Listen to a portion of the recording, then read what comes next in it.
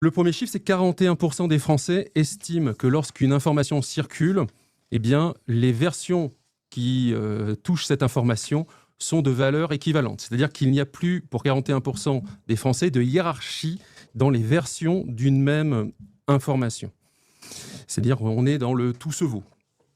56%, ça c'est tout à fait étonnant, 56% des Français considèrent qu'un débat public alimente davantage la confusion que la compréhension. Donc je répète, c'est-à-dire qu'auparavant, on pouvait se dire que lorsque des gens débattaient, eh bien, ça améliorait la compréhension des problématiques et des solutions sur un sujet. Eh bien, plus de la moitié, 56%, c'est énorme, des Français considèrent que dorénavant, les débats créent de la confusion.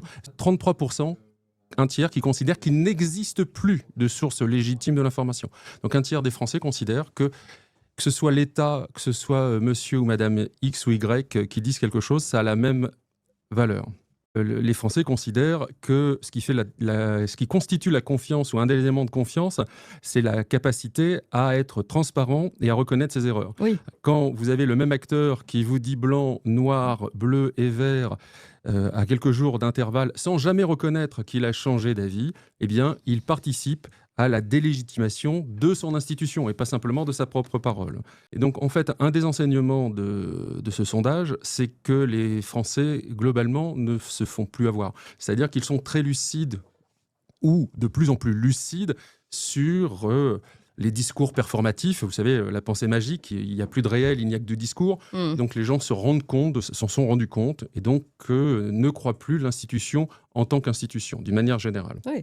Les Français font la différence entre l'efficacité des plateformes et la crédibilité des messages.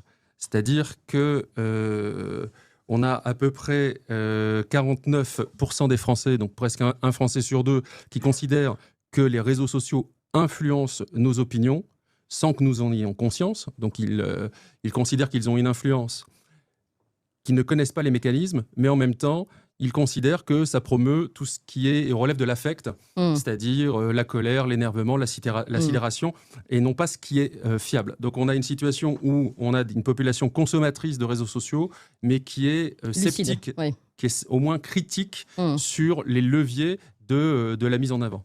Mais il n'y en a que 13% qui considèrent d'une manière générale que l'information peut être construite et architecturée pour les manipuler. D'accord.